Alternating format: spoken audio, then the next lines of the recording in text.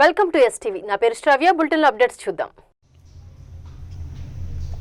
నెల్లూరు జిల్లా Tatiparthi వరదాపురంలో quartz mining వద్ద సత్యాగ్రహం పేరుతో టీడీపీ నేత మాజీ మంత్రి సోమిరెడ్డి చేపట్టిన నిరసన దీక్షను పోలీసులు భగ్నం చేశారు. అర్ధరాత్రి దీక్షా శిబిరం వద్దకు చేరుకున్న పోలీసులు బలవంతంగా చంద్రమోహన్ రెడ్డిని ఎత్తుకుని వాహనంలో ఉంచారు.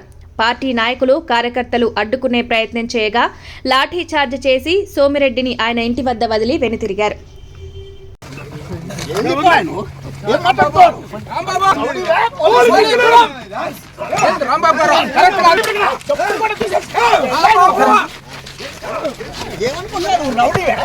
Rowdy police